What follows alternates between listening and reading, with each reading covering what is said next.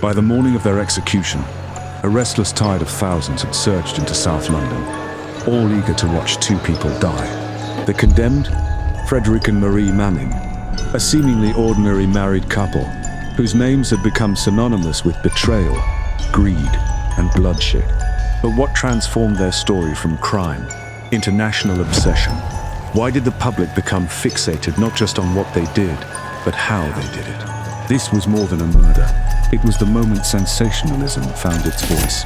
As we peel back the layers of the Manning case, we'll uncover the roots of a cultural appetite that still defines us today. The headlines may have changed, but the hunger for scandal, violence, and moral outrage remains strikingly familiar. This is the story of the Bermondsey Horror, and of a society that couldn't look away. What kind of murder could captivate an entire city, especially one already steeped in tales of back-alley crimes and grimy secrets? In 1849, London found its answer in the Mannings. At first glance, Marie and Frederick Manning were unremarkable. She, a former lady's maid with poise and polish. He, a hard-drinking ex-railway worker. They lived in Bermondsey, a working-class neighborhood, not unfamiliar with hardship. But behind the walls of 3 Minver Place, the couple orchestrated something darker than desperation. A murder not of impulse, but of careful, cold calculation. Their victim was Patrick O'Connor, an excise officer known for his eccentric habits and hidden wealth. He also had a history with Marie. Before her marriage to Frederick, she and O'Connor had been romantically involved. Though the affair had cooled, Marie never entirely severed ties. O'Connor remained a frequent dinner guest, still generous, still trusting, and most importantly, still very wealthy. To the Mannings, he was a solution. Deep in debt and running out of options, they saw O'Connor as the answer to all their problems. He carried large sums of money and held valuable railway shares. He had what they needed, and he trusted Marie, just enough to be lured in. On August 9, 1849, their plan came to life. O'Connor was invited to dinner, a familiar routine made even more plausible by a failed attempt the night before, thwarted by an unexpected guest. But this evening, no interruptions. He stepped into the Mannings' tidy home, perhaps exchanging pleasantries, perhaps not noticing the tension in the air. It was the last walk he would ever take. Once inside, the trap was sprung. As O'Connor turned his back, Marie pulled a pistol and shot him in the head. But the wound wasn't fatal. As he staggered, Frederick stepped forward and delivered the final, crushing blow with a ripping chisel. The violence was shocking, but what followed was even more chilling. There was no panic, no frenzy. The couple moved with eerie composure. Frederick pried up the kitchen flagstones and dug a shallow grave beneath their feet. Together, they wrapped O'Connor's body, buried him in lime, and sealed the floor. It was as if they were tidying up after dinner. And then, remarkably, they carried on. The next day, Marie calmly made her way to O'Connor's lodgings. She was a familiar face there, a welcome visitor, and no one thought twice when she arrived. But this wasn't a social call. She was there to plunder. With her usual elegance and poise, Marie helped herself to his hidden railway shares and any cash she could find, possessions she knew about from years of intimacy. In the eyes of those watching, she was just an old friend. In truth, she was looting a dead man's home. Their intention wasn't to flee. They planned to stay in Bermondsey, to quietly enjoy their new fortune and slip into a life of comfort purchased through murder. For a short while, they might have believed they'd succeeded. But O'Connor's absence didn't go unnoticed. His friends knew he'd gone to the Mannings. When he failed to return or show up at work, questions mounted fast. The broken routine, the silence, the growing whispers. It terrified Frederick. The walls were closing in. And so, in a panic, they ran. When police entered the now deserted home, a damp kitchen flagstone drew suspicion. Beneath it, they uncovered O'Connor's remains, wrapped, buried, unmistakable. But the horror didn't end there. What stunned Victorian London wasn't just the violence, it was the setting.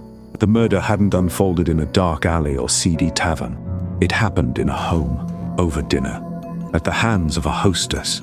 Marie's betrayal shattered the perceived sanctity of domestic life. Frederick's role only deepened the shock. A husband and wife, united in murder, hiding a body beneath their own kitchen floor. The press moved quickly and relentlessly. They dubbed the crime the Bermondsey Horror. Coverage exploded. This wasn't just news. It was theatre. Readers devoured the details. Marie's elegant demeanor, Frederick's brute violence, the lime under the tiles. It was vivid, intimate, scandalous. And as the story spread, so did speculation. How could such ordinary people commit such a monstrous act? What drove them? Greed? Desperation? Or something colder? With the body discovered and the Mannings vanished, the story had morphed into something bigger than murder. Now, all of London wanted to know. Where were they, and how long could they run? How does a pair of murderers vanish into the fog of Victorian Britain and become the most wanted couple in the country? The day the Mannings disappeared, the streets of Bermondsey buzzed with questions. Patrick O'Connor had vanished without a trace. His friends, alarmed by his absence, pointed police toward the one place they knew he'd gone: dinner at the Mannings' house. The Mannings had hoped to remain in Bermondsey, quietly enjoying their stolen fortune.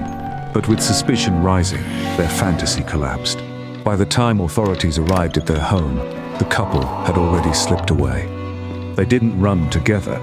Their escape, like their crime, was calculated, but poorly coordinated. Marie fled north, vanishing into the bustle of Edinburgh. Frederick, moving separately, made his way to the island of Jersey. Perhaps they believed that distance would keep them safe. Perhaps they thought the scandal would die down before the law caught up. But Victorian Britain was changing. O'Connor's murder had already captured the public's imagination. The domestic betrayal, the body buried under the kitchen floor, the couple's sudden flight. It was all too lurid to ignore. Newspapers seized on the case with feverish intensity. Every sordid detail was printed and reprinted, turning Marie and Frederick Manning into household names. They weren't just fugitives, they were a national obsession. And it was greed, once again, that brought them down. Marie, bold as ever, wasted no time trying to cash in. Just days after fleeing London, she walked into a stockbroker's office in Edinburgh, attempting to sell the railway shares she had stolen from O'Connor's home. What she didn't realize was that the press had already made the crime infamous. Her name, her face, the very shares she carried. By now, they were all tied to the Bermondsey Horror. The broker, immediately suspicious, alerted the authorities. Marie was arrested within days. Frederick's undoing came in a quieter place: Jersey. He had managed to rent a room and keep a low profile. But even on the island, the newspapers reached eager readers. A fellow traveler recognized him aboard a boat and, recalling the dramatic headlines, notified the police. His capture was swift. When questioned, Frederick didn't bother to deny anything. He reportedly confessed without hesitation, saying simply, "I never liked him, so I battered his head with a ripping chisel." Even in custody, the Mannings couldn't escape the public gaze. Their arrest didn't end the story. It only ignited it further. The Victorian press had turned the crime into serialized entertainment. And now, the drama of the manhunt added a new, thrilling chapter. Reporters swarmed the case, dissecting every move. Marie's attempt to sell the shares became a symbol of her callousness. She was portrayed as cunning, intelligent, and fatally composed, a criminal mastermind in petticoats. Frederick, by contrast, was painted as dull-witted muscle, brutish, volatile, and blindly obedient. These narratives weren't drawn from evidence. They were created for headlines. Beneath the frenzy, something remarkable was unfolding. The manhunt for the Mannings revealed just how quickly Victorian systems of law, media, and communication were evolving. Authorities used the newly available telegraph to share information across vast distances, coordinating efforts in London, Edinburgh, and Jersey with unprecedented speed.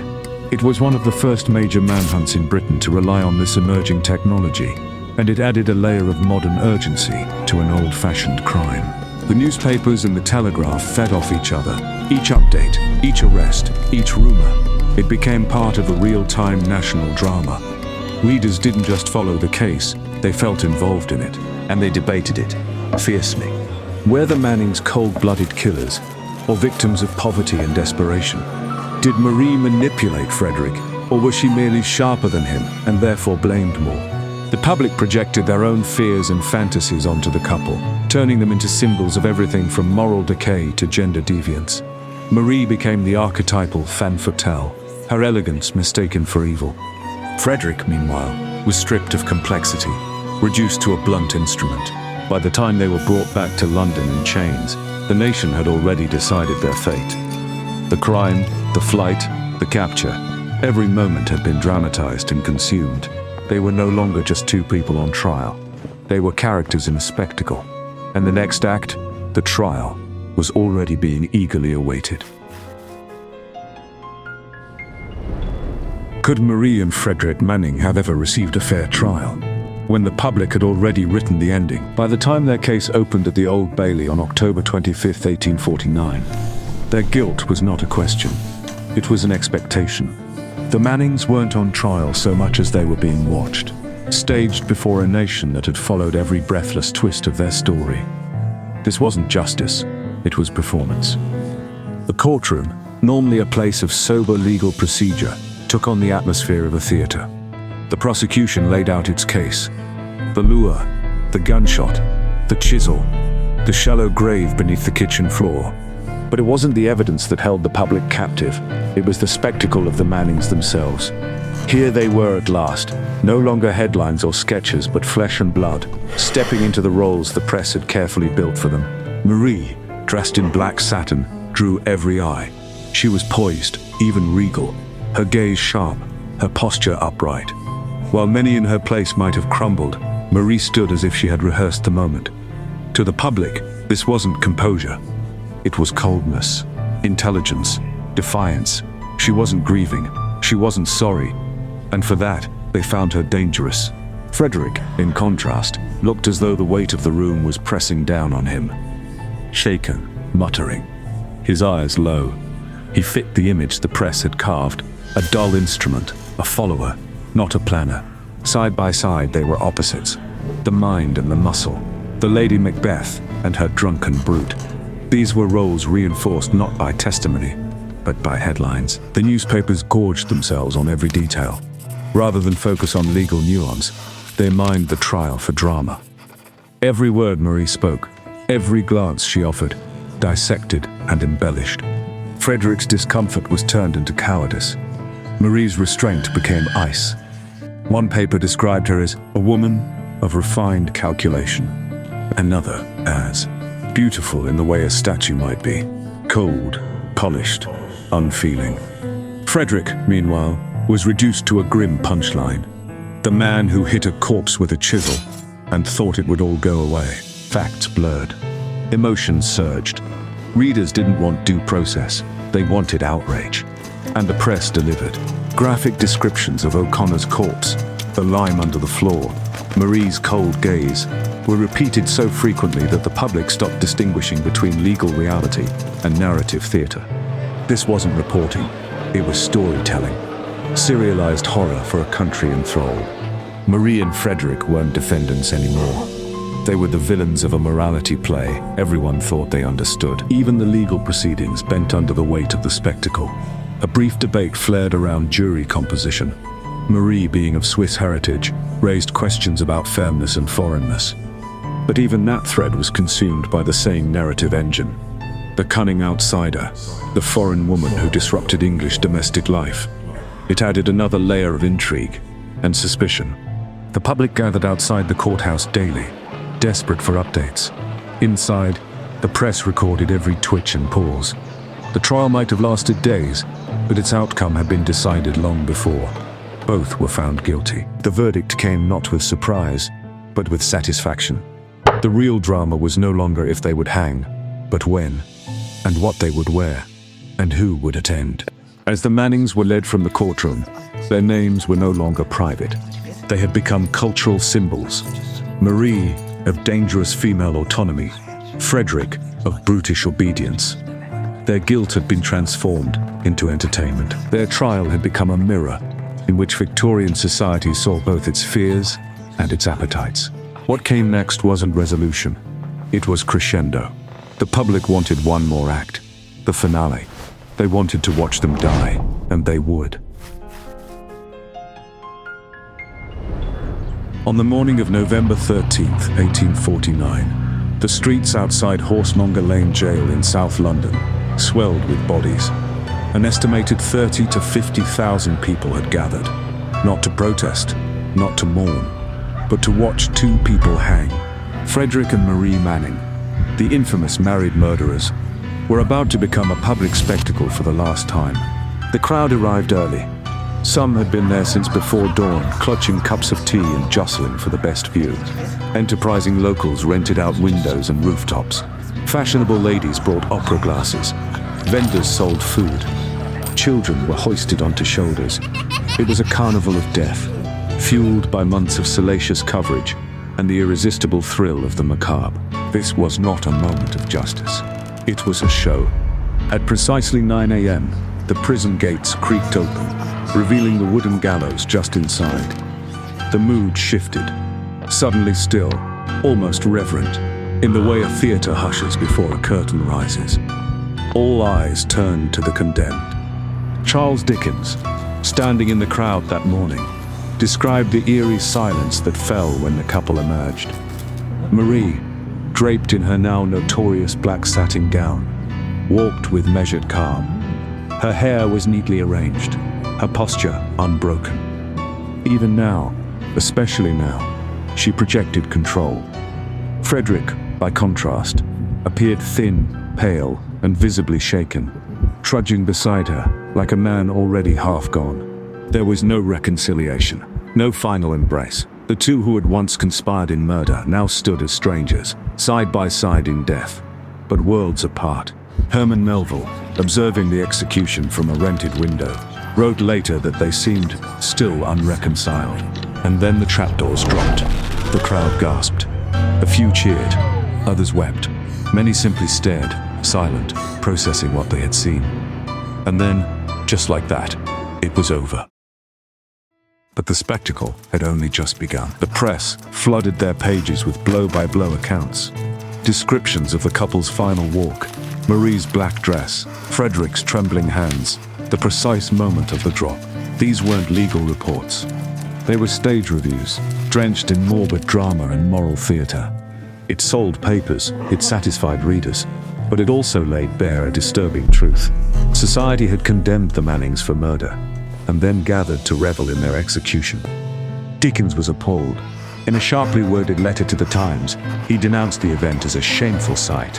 He described the crowd as laughing, drunk, and depraved, calling public executions barbarous exhibitions that degraded the very idea of justice. The hypocrisy, he argued, was staggering. The state punished violence by offering up its own, then invited the public to enjoy it. Melville's reflections were quieter, but no less damning. He noted the mechanized cruelty of the process, the strange calm with which the execution was conducted, and the way Marie and Frederick had been stripped of all humanity. In their final moments, they weren't people anymore. They were props, cautionary tales, punchlines. Even fashion wasn't immune. So powerful was the image of Marie's black satin dress that it tainted the material itself. Black satin, once a symbol of elegance, fell out of fashion for nearly 3 decades, avoided by women who didn't want to be compared to the femme fatale of Bermondsey. That detail, small as it seems, reveals something profound. This was no ordinary execution. It was a cultural rupture. The Mannings weren't just punished. They were packaged, marketed, consumed. Their trial and execution marked a peak in Victorian sensationalism, where crime became narrative, justice became theatre, and human beings became characters. And though the gallows at Horsemonger Lane would eventually be dismantled, the appetite it revealed never disappeared. Nearly 2 decades later, public executions were abolished in Britain. Dickens's protests weren't the only reason, but they were part of a growing movement that recognized the brutal irony of state-sanctioned spectacle. And yet, if we look closely, what changed was less the impulse, more the method. Today's media no longer builds scaffolds in public squares, but it still crafts its villains. It still invites the crowd to gather, and it still blurs the line between justice and entertainment. The Mannings were among the first to be destroyed in the spotlight, but they would not be the last.